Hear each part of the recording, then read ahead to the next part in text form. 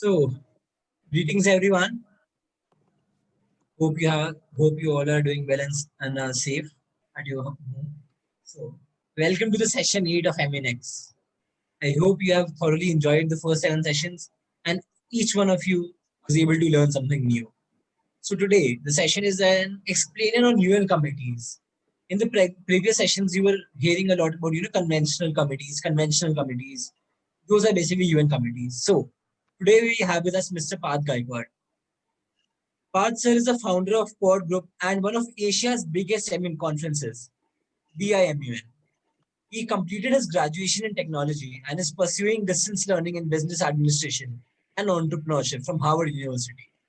Parth has been working closely with various UN bodies, government organizations, NGOs, education institutions, and youth towards their capacity building and implementation of the UN SDG goals through Quad Foundation.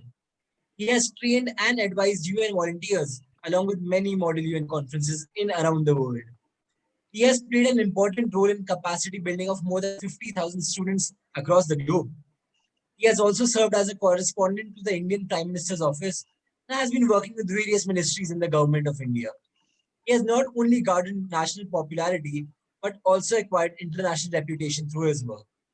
His work has been appreciated by members of parliament like Shashi Tharoor and development ministers like Nitin Gadkari, Narendra Singh Tomar, and even former President of India, Pratibha Patil, and many more to name. Currently, he is leading the development of inclusive emotional intelligence technology for persons with disability in association with the Ministry of Social Justice and Empowerment, Government of India. At Quad Tech, being a former executive technical head of the American Society of Civil Engineers, his name has even been mentioned in the Limca Book of World Records many times. So now I'll be asking Pasha to take over. And trust me, he's really the guy to go for the session. And even the organizer of India's biggest Model UN conference for the past 4 years. Over to you, sir. Thank you so much, Vinamra. Thank you for the lovely introduction. And am I audible? Hello? Yes, sir, you are audible. Yeah, okay. So, first of all, thank you for initiating such a great initiative. Thanks to IIIT Lucknow and EQUINOXWORLDMUN and MUNX entire team for bringing this initiative together and having all these wonderful people join us for today's session. Hello, everyone. There are almost 150, around 150 people who've joined. Good evening, all of you. It's a pleasure to have you all here. I will be sharing my screen so that the presentation is visible to everyone. And today's session is on explainer on the UN committees. I hope you have had amazing sessions before and you've got a brief introduction about the United Nations, how the debating happens, how research and documentation part is done, and also about the conventional committees and the rules of procedures when we participate in a Model UN conference. And today we are going to talk about the committees and bodies of the United Nations.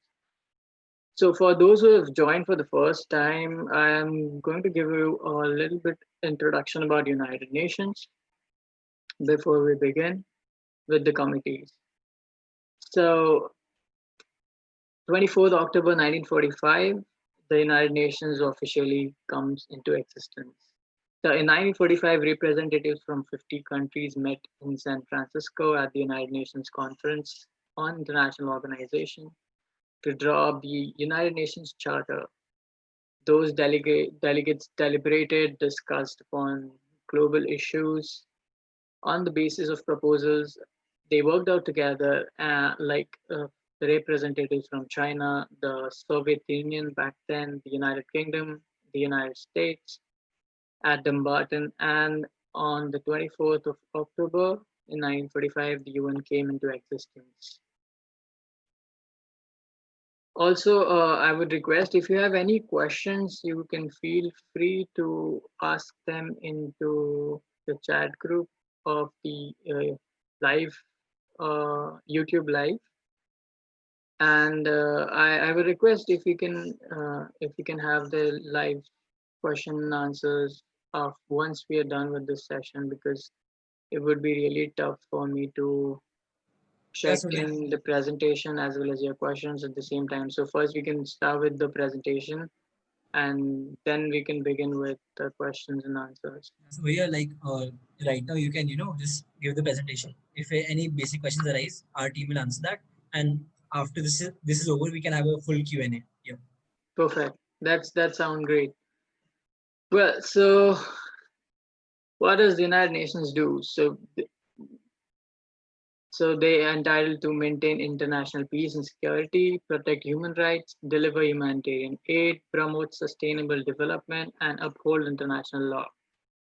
Now, when we talk about the committees and organs of the United Nations, there are few principal organs of the United Nations, right? Starting with the General Assembly, second, the Security Council, third, the Economic and Social Council, also called as the ECOSOC, fourth one is the Trusteeship Council, fifth is the International Court of Justice, and the last one is the Secretariat.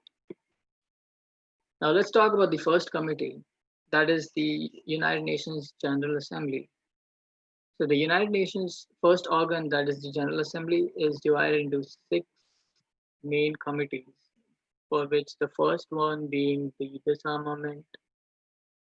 The first committee deals with the disarmament and global challenges and threats to peace that affects the international community and seeks out solutions to challenge in the international security region. Usually it is also called as DISEC, and it considers all disarmament and international security matters with the scope of the charter or relating to the powers and functions of any other organ of the United Nations. So the General Assembly principles of cooperation in maintenance of international peace and security, as well as principles governing disarmament and the regulation of armaments. So this committee also works in close cooperation with the United Nations Disarmament Commission and the Geneva-based Conference on Disarmament.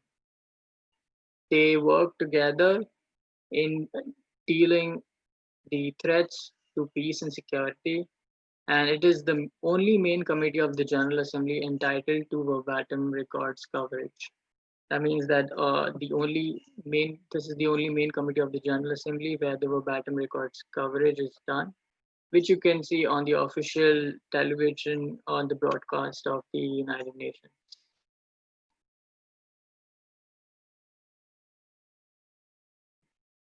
Okay, moving forward.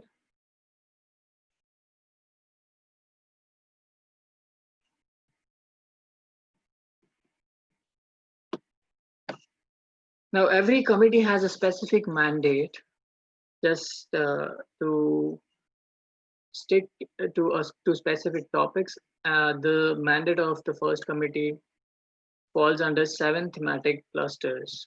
First one being the discussion around nuclear weapons and other weapons of mass destruction.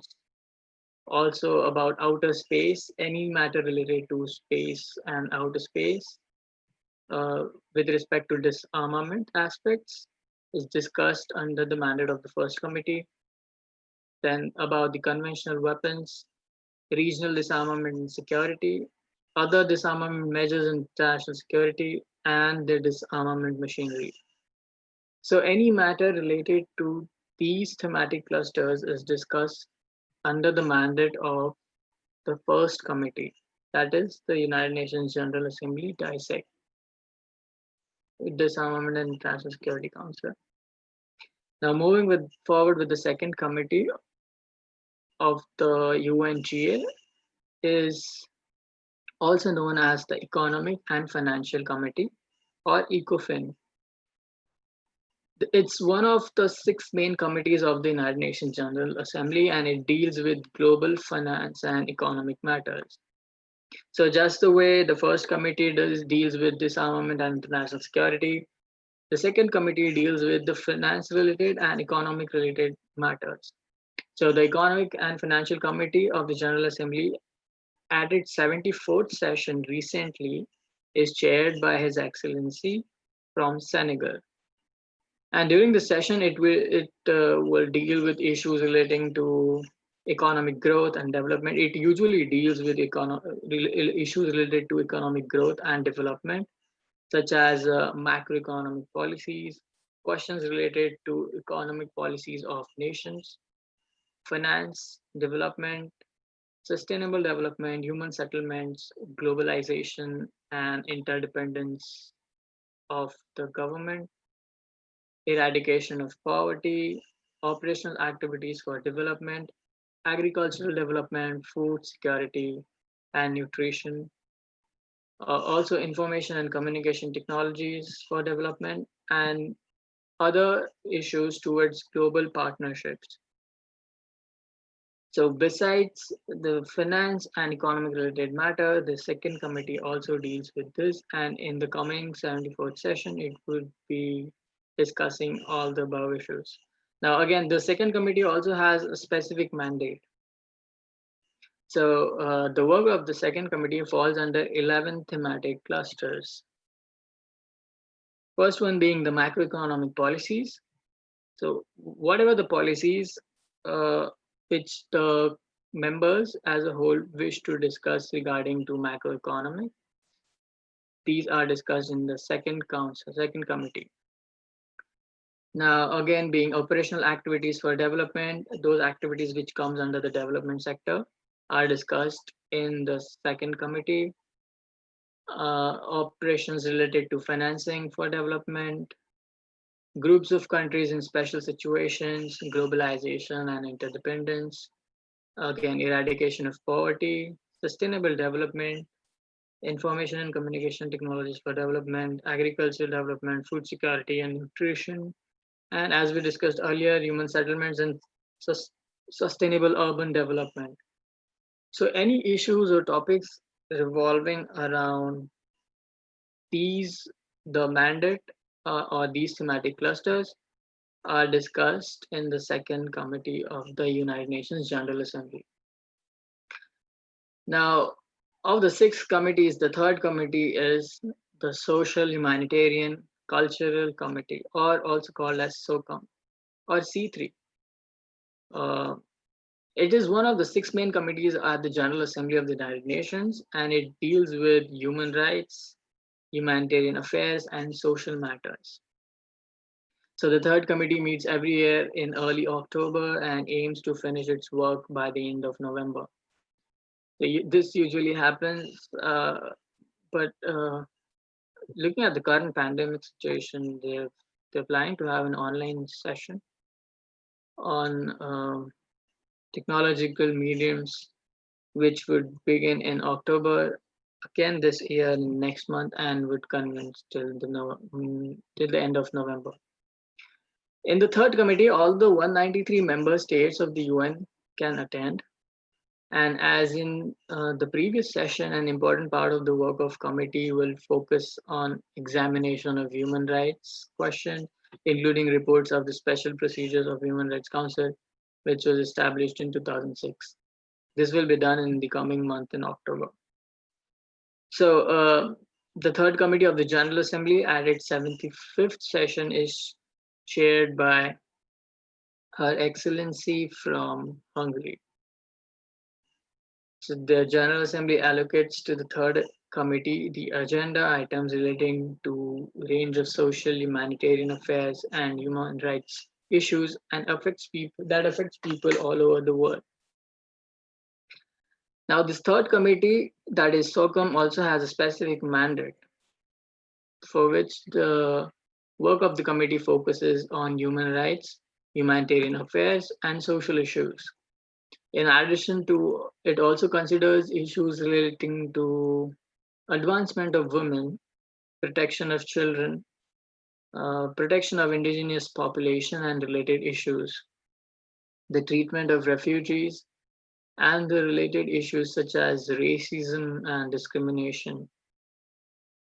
The third committee, SOCUM, also discusses the right to self-determination, promotion of fundamental freedoms, youth, family, and aging, the rights of persons with disabilities, crime prevention and criminal justice, the international drug trade and related issues. So any matter that falls under these thematic clusters is discussed in the third committee of the United Nations General Assembly at the United Nations. Now let's move on to the fourth committee, which is the Special Political and Decolonization Committee, also called as SPECPOL or C4, and it considers a broad range of issues covering a cluster of 5 decolonization related agenda items that are the effect of atomic radiation, questions relating to information, a comprehensive review on questions of peacekeeping operations, as well as a review of special political missions. So topics related to political missions and peacekeeping operations are discussed in Spec 4. The United Nations Relief and Work Agency for Palestinian Refugees in the Near East, UNRWA, that's the issues related to the work of the Agency for Palestinian Refugees is also discussed under the Special Political and Decolonization Committee. Also, the report of the Special Committee on Israeli Practices and International Cooperation in Peaceful Uses of Outer Space. Any matter related to the peaceful use of outer space and the practices in international cooperation on Israeli practices is also discussed in the spec pod. In addition to these annual items, the committee also considers the items on assistance in mine action and university for peace, biennially and triennially respectively. Now, this committee also has again a specific mandate. A mandate is given so that any discussion we do in the United Nations, in any committee of the United Nations General Assembly, is around that specific topic or specific mandate of discussion. That is the reason every committee has a specified different mandate. So when this committee was first created, the fourth committee was solely responsible for trusteeship and decolonization related matters.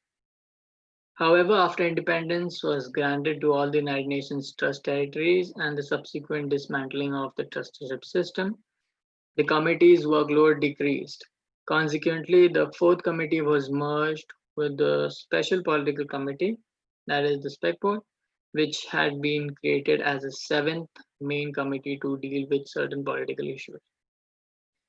The fourth committee deals with decolonization related items, the effects of atomic radiation, as we already discussed before, and any matter that is related to the special political missions or UNRWA or practices of the Palestinian refugees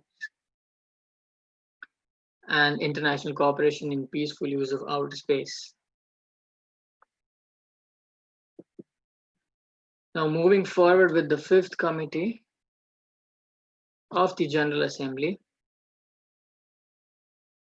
So the fifth committee is the committee of the General Assembly with responsibilities for administrative and budgetary matters. Based on the reports of the fifth committee, the General Assembly considers and approves the budget of the organization in accordance with the Chapter 4, Article 17 of the Charter of the United Nations. This function was reaffirmed by the General Assembly in Resolution 45/248B. The Assembly also considers and approves financial and budgetary arrangements with specialized agency and makes recommendation to the agencies concerned. Now, the committee meets during the main part of the General Assembly session between September to December. Because of its heavy workload, it also meets during a resumed session in March. And the committee also holds a second resumed session in May to deal with administrative and budgetary aspects.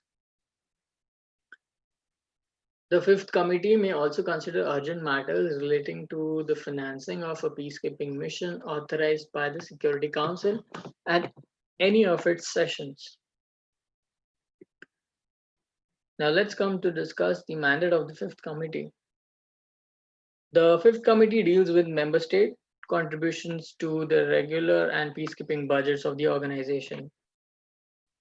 How member state contributes are allocated, the member and peacekeeping budgets of the United Nations and human resources issues, It also is responsible for administrative matters such as management reform, governance, oversight, and accountability issues. Finally, it is responsible for examining all draft resolutions and budget implications before they can head to the plenary. So these are the functions of the fifth committee. Now, the last committee of the General Assembly, that is the sixth committee, also known as Legal Committee or C6, UNGA Legal. It is one of the six main committees of the General Assembly. It deals primarily with legal matters and is primary forum for the consideration of international law and other legal matters concerning United Nations. So anything that is on any legal matter that is concerning to the United Nations is discussed in the sixth committee, that is the UNGA Legal. Now, when we talk about the mandate of the UNGA Legal, it has an express mandate to promote the progressive development of public international law, as laid out in the Charter of the United Nations, specifically in the Article 13 of the Charter. It states that the General Assembly has the authority to initiate studies and make recommendations for the purpose of one, promoting international cooperation in political field and encouraging the progressive development of international law and its codification. So subsequent practice has interpreted this provision as a broad authorization to elaborate new treaties on widest range of issues, to adopt them and to recommend them to states for their subsequent signatures, ratification of accession.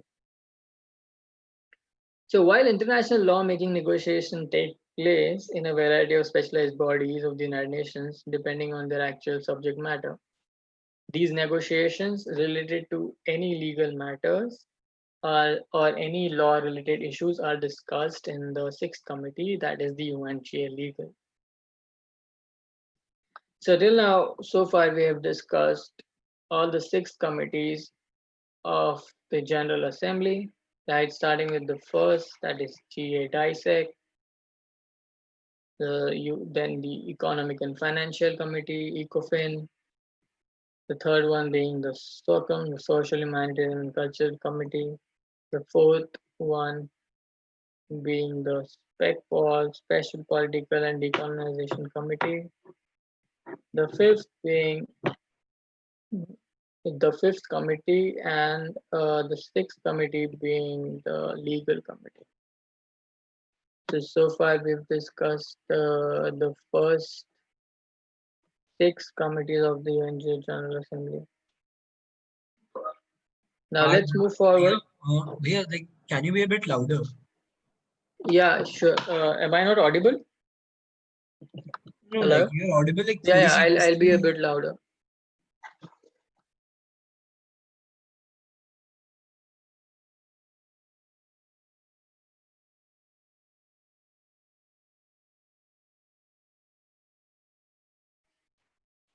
So now the General Assembly has various subsidiary organs, which are further distributed into boards, commissions, committees, councils and panels, working groups, and others. Now let's talk about the boards. There are various types of boards which the General Assembly is further divided into.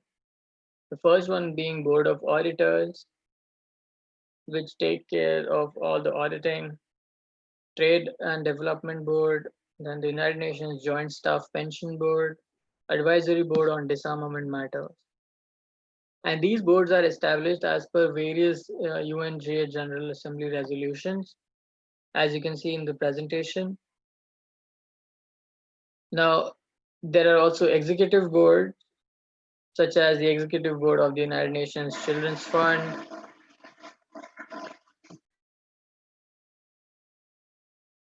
the Executive Board of the United Nations Development Program, and the Executive Board of the World Food Program.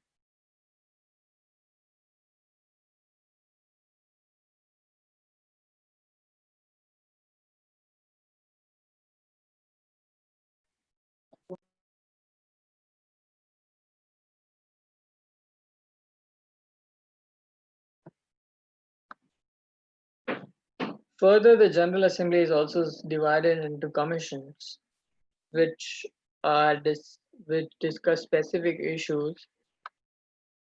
And the commissions are Disarmament Commissions, International Civil Service Commission, International Law Commission, United Nations Commission on International Trade Law, United Nations Conciliation Commission for Palestine, which was specially established by the General Assembly Resolution 194, United Nations Peacebuilding Commission, and Advisory Commission on the United Nations Relief and Work Agency for Palestinian refugees in the Near East.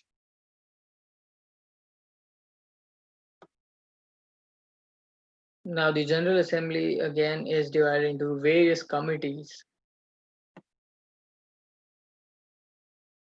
So I will also share a link of a flow chart which where you can see the entire flow chart of how the United Nations system is divided. Let me share this screen as well. I guess it's already visible.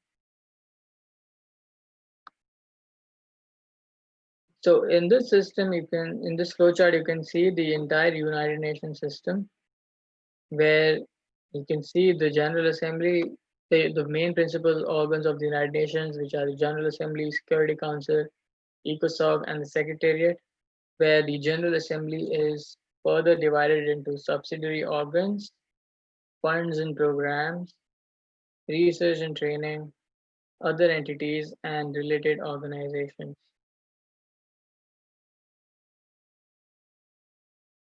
So we were discussing about the committees which the General Assembly is further divided into. And those are the investment committees, the United Nations Staff Pension Committee, committees for the United Nations Population Award, Committee on Contributions, Committee for Program and Coordination, Committee on Conferences, Committee on Information, Committee on Relations with the Host Country, Committee on Exercise of the Inalienable Rights of the Palestinian People, Committee on Peaceful Uses of Outer Space, also called as COPUS, Credential Committee, and the United Nations Scientific Committee on the Effects of Atomic Radiation, which was established by the General Assembly Resolution 913. Now, there are again ad hoc committees as well, which the General Assembly is further divided into, followed by advisory committees. So, as you can see in the UN system chart, the General Assembly operates in various bodies, committees, panels, working groups, and subsidiary organs, and collectively they work together.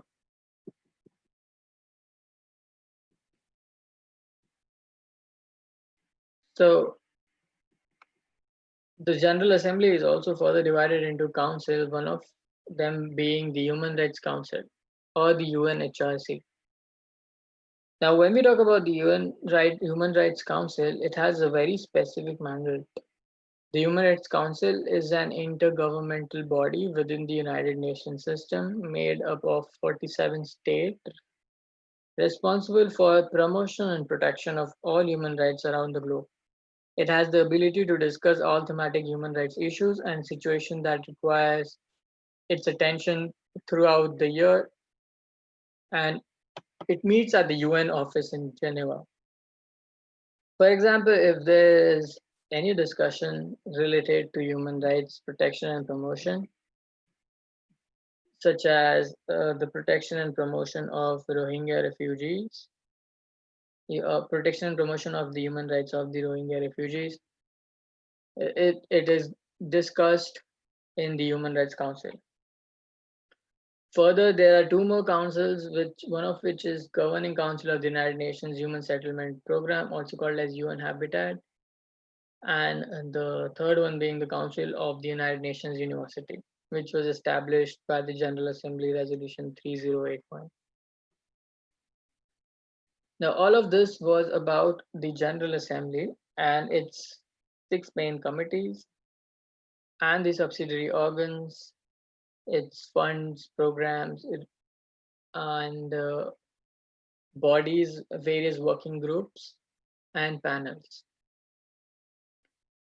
Now let's talk about the second principal organ of the United Nations, that is the Security Council. So the Security Council has primary responsibility for the maintenance of international peace and security.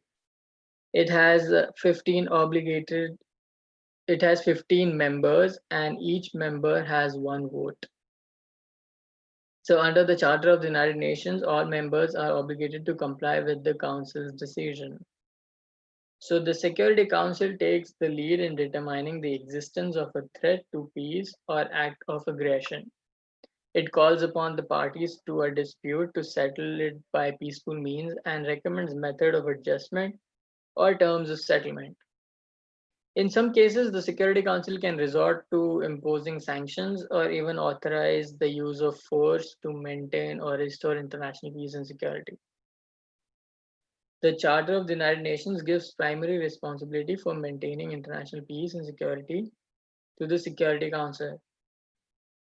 So all the functions and powers of the Security Council are defined in the Charter, especially in the chapter 5 to 8, which you can check from chapter 5 to 8 of the United Nations Charter.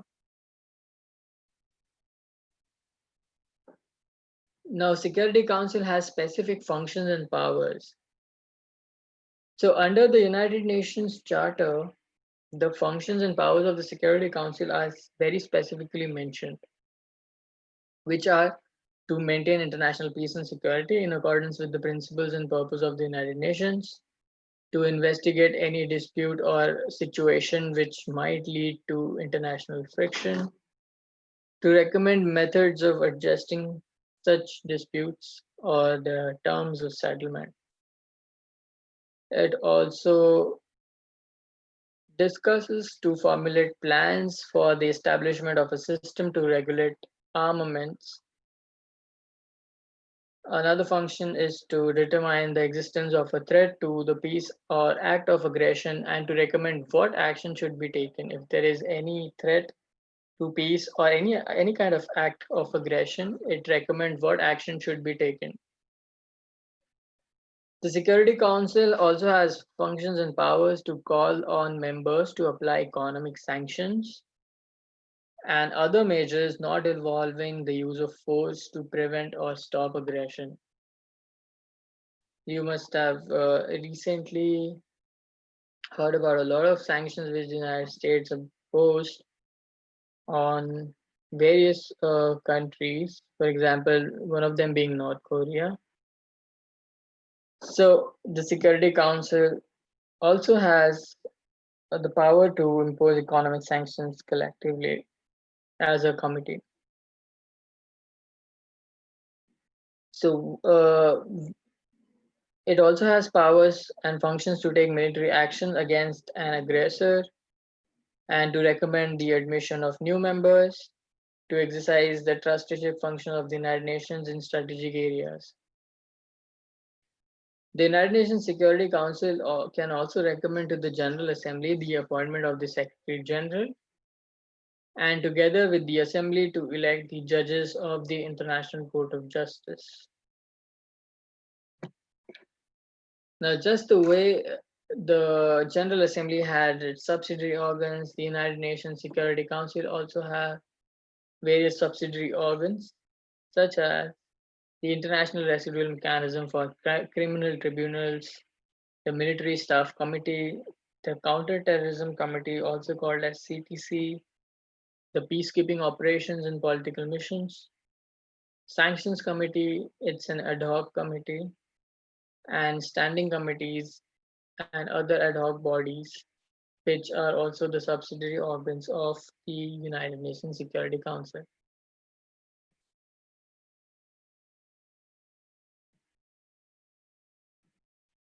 Now, this was about the Security Council, and the third principal organ is the ECOSOC, also called as the Economic and Social Council.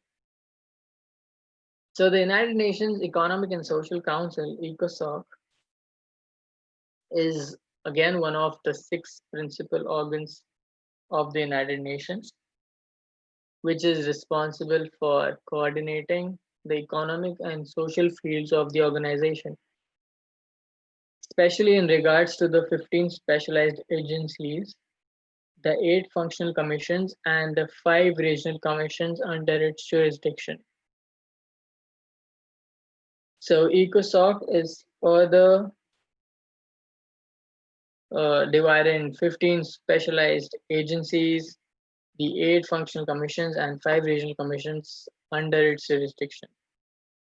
ECOSOC also serves as the central forum for discussing international economic and social issues. Now, let's see the subsidiary bodies of ECOSOC. There are various commissions, such as the functional commissions, the regional commissions. In this flowchart, you can see ECOSOC is further divided under its jurisdiction into functional commissions, regional commissions, other bodies, and specialized agencies. So the functional commissions being Statistical Commission, Commission on Population and Development, Commission on Social Development, Commission on Status of Women, that is CSW, Commission on Narcotic Drugs. Commission on Status of Women discusses majorly about issues and aspects related to progress and development of women. Commission on Narcotic and Drugs discusses about issues related to narcotics and psychotropic substances. Then Commission on Crime Prevention and Criminal Justice, Commission on Science and Technology for Development, United Nations Forum on Forests. Now, the regional commissions under the subsidiary bodies of ECOSOC are Economic Commission for Africa, which discusses issues specifically related to the economic in Africa, economic issues related to Africa, and the next regional commission is the Economic and Social Commission for Asia and Pacific, which again discusses economic and social issues in the Asia and Pacific region. Similarly, there is one more regional commission for the Europe called as Economic Commission for Europe, and another 2 are one is for Latin America and the Caribbean, and the Economic and Social Commission for Western Asia. So these are regional specific commissions which discusses economic and social issues with respect to the specific areas they are divided into under the jurisdiction of ECOSOC. Now when we talk about the subsidiary bodies, there are of ECOSOC, there are also standing committees and expert bodies composed of governmental experts. Standing committees include Committee for Program and Coordination, Committee on Non-Governmental Organizations, Committee on Negotiations with Intergovernmental Agencies, and expert bodies include Committee of Experts on the Transport of Dangerous Goods and on Globally Harmonized System of Classification and Labeling of Chemicals. Then Intergovernmental Working Groups and United Nations Group on Experts on Geographical Names, and UN Committee of Experts on Global Geospatial Information Management, also called as GGIM. These are the subsidiary bodies of the ECOSOC and also called as the expert bodies composed of governmental experts. ECOSOC also comprises of expert bodies composed of members serving in the personal capacity and other related bodies. Now, the 4th principal organ of the United Nations is the Secretariat. Till now, we discussed so far about General Assembly, its subsidiary organs, Security Council, its subsidiary organs, Economic and Social Council, its subsidiary organs, And now we are going to discuss about the Secretariat. The Secretariat in the United Nations is the executive arm. The Secretary has an important role in setting the agenda for the deliberative and decision-making bodies of the United Nations. And the mandate of the Secretariat is wide one. The United Nations second Secretary General, which was Mr. Peck, described its power as follows. The United Nations is what member nations made it, but within the limits set by government action and government cooperation. Much depends on what the Secretariat makes it. So very well said by the second Secretary General, with the Secretariat of the United Nations being the executive arm. It has a creative capacity and it can introduce new ideas, it can in proper forms take initiatives and put before member governments findings which will influence their actions. So the Secretariat is further divided into offices and departments so that they can work together collectively. And they have a specific hierarchy within each one of them. So the offices being the EOSG, also called as the Effective Office of the Secretary General, then the United Nations Office of Internal Oversight Services, OIOS, then OLA, Office of Legal Affairs, Office of Disarmament Affairs, Office for the Coordination of Humanitarian Affairs, Office for Disaster Risk Reduction, Office of United Nations High Commissioner for Human Rights, United Nations High Commissioner for Refugees, UNHCR, Office on Drugs and Crime, Office of the United Nations Representative for the Least Developed Countries, and UN Office for Outer Space. The Secretariat is again further divided in various departments which have very specific mandate depending upon their departments. So the first one being the Department of Political and Peace Building Affairs, DPPA, Department of Peace Operations, DPO, Department of Economic and Social Affairs, Department for Field Support, for Management, for General Assembly and Conference Management, for Global Communications, and Department of Safety and Security.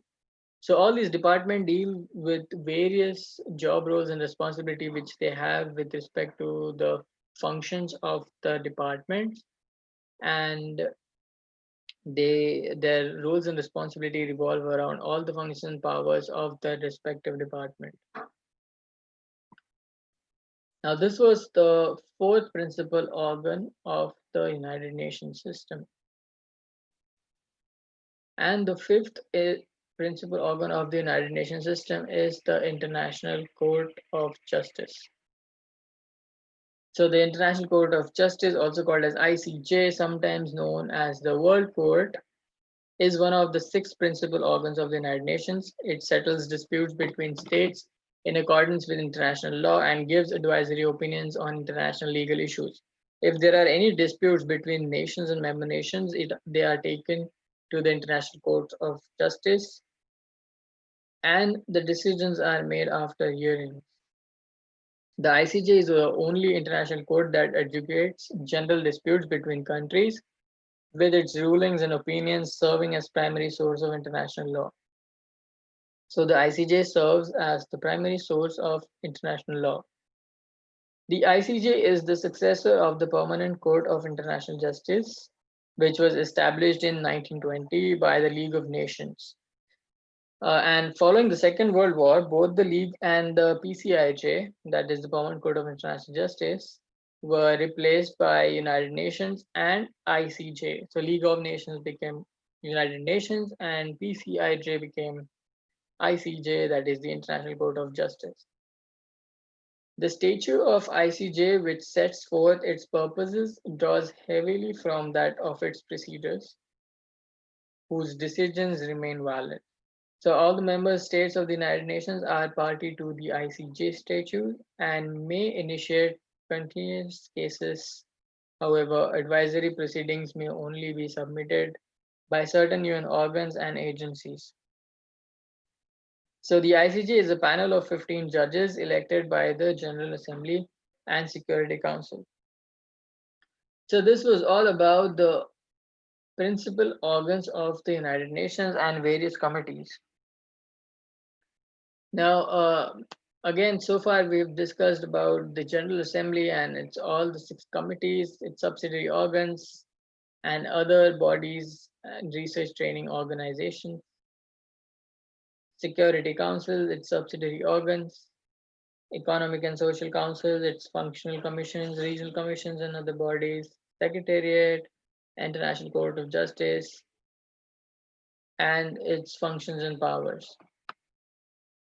So far we have covered most of the committees and bodies. However, there are a few more, but because of time constraints, we won't be able to discuss all of them again along with their mandates and functional powers. However, whenever you will be attending any Model UN conference, you can research about these specific bodies, committees, commissions, organs on their respective official websites and know more about them, read more about them through their official websites. You can also download this UN system chart from this link which is mentioned here, which I will be sharing with the MUNX team, which can further be sent to you. You can also search it online, which will give you a brief introduction, a summarized introduction of all the bodies and committees which the UN system currently has. So thank you so much for having me here for introduction of the UN committees. Now we can further move into discussing if there are any questions, I can address them. 1 second, I will just open the chat box. You can like आप एक वो screen sharing off कर दो ना तो like आपको भी easy हो जाएगा.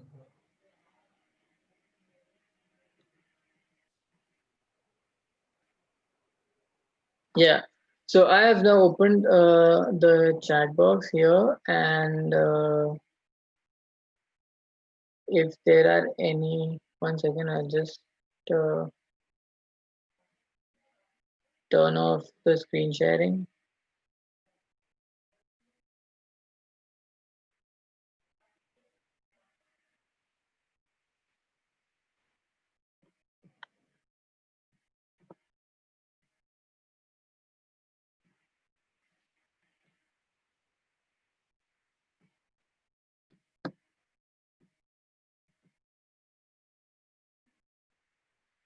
Okay.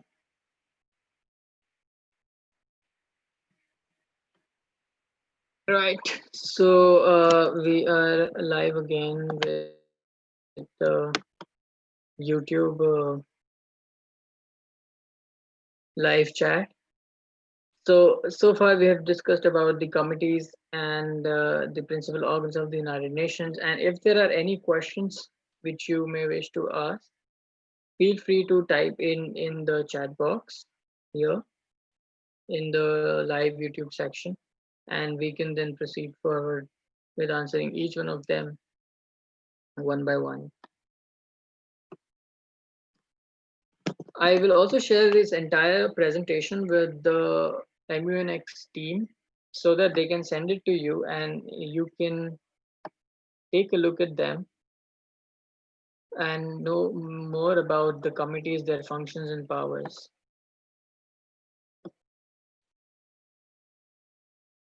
If there are any questions you have, feel free to type into the chat box. Now, when you prepare for these specific committees, make sure that you go through their mandate. For example, if you are participating in UN Human Rights Council, make sure that you know what are the functions and powers of the United Nations Human Rights Council, what is the mandate of UNHRC, which we have already discussed and which you can also find on their official website, so that any discussion you make revolve around the mandate and is covered under the mandate. So when we discuss anything related to Human Rights Council or human rights, it has to be under a specific mandate. We cannot discuss matters related to disarmament or international security under Human Rights Council. That is the reason there are specific mandates allocated and designed for every specific committee.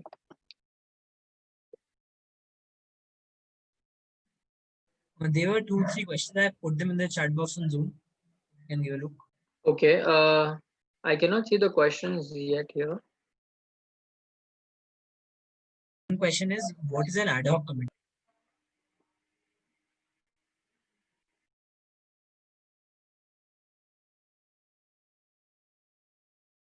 Okay, now I can see the questions. Okay, so ad hoc committees.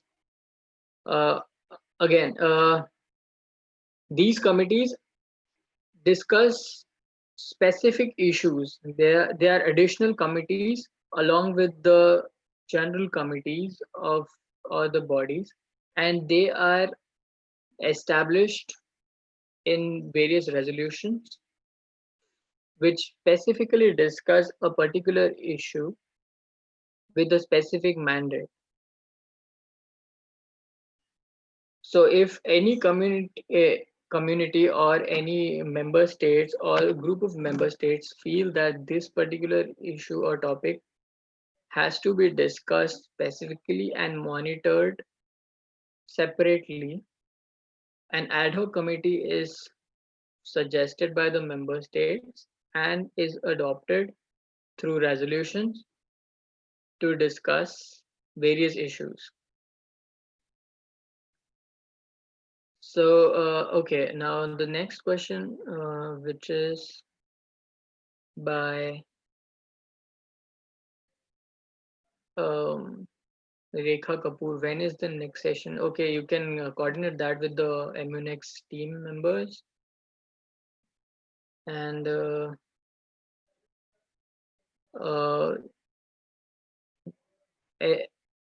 third committee. Okay.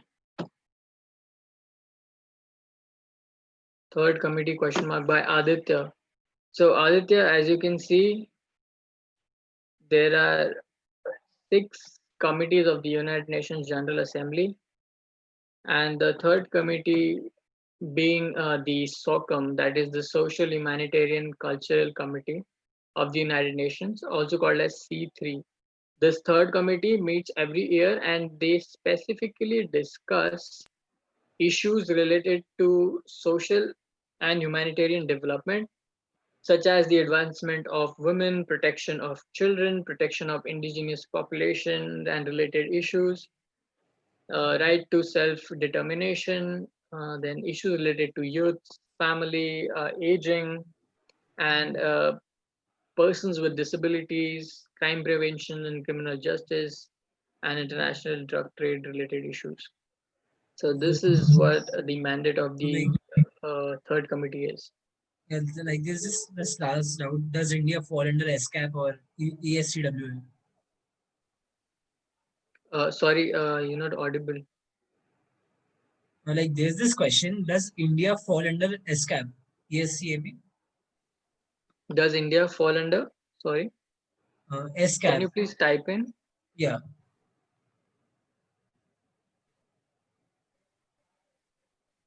Thank you so much, Parul, for being here and your wonderful comments. So please tell the whole session in 1 or 2 minutes to just recap the mind. Yes, for sure. Pro Hindustani mobile gaming. I'll just summarize the entire session once again. So we discussed about the committees of the United Nations. So there are the principal organs. I'll open the UN system chart once again in front of you. I'll share the screen so that I can again summarize it in 2 seconds, which is very less, but I'll try to summarize it in 1 minute. Okay. So as you can see on the flow chart, we discussed about the principal organs of the United Nations, which are the General Assembly, Security Council, Economic and Social Council, Secretariat, International Court of Justice, and Trusteeship Councils. Now, these organs are further divided into various subsidiary organs and committees, which have the specific mandates, which discuss specific issues related to various global issues and topics. Like the General Assembly is further divided into subsidiary organs such as disarmament commissions or funds and programs such as UNDP or UNEP or UN Habitat, UNICEF, etc. They have specific mandates such as the United Nations Development Programs discusses about the development related issues. UNEP discusses environment related issues, and again, the ECOSOC is further divided into again functional commissions, regional commissions, and other bodies, such as the Commission on Status of Women, which discusses specifically about the issues related to advancement of women. So these are the principal organs, which are again further divided into various commissions, bodies, programs, panels, and working groups, which discusses issues specific to which discusses issues on specific under specific mandates and under specific uh, global issues. So it was a really beautiful session, and like now all doubts are even over. So thanks a lot, Parth, for coming and agreeing to do this. It is a pleasure to host you at Thank you so much, Navya. Thank you, everyone. Thank you, Vinamra. And I hope you have a wonderful event further. All the best. So regarding the next session will be held on the 9th. It is a really beautiful session that we are going to have. It is basically on the types of Indian committees. And the trainer is Mr. Vansh Saluja, a politician himself, a social activist himself. So trust me, it will be a really great session for you. Thank you everyone for attending. If you have any doubts, suggestions, feel free to mail us or contact us on our social media handles. Thank you. Bye-bye. Arthak? हाँ करता हूँ बंद वो वहाँ का lag खत्म हो गया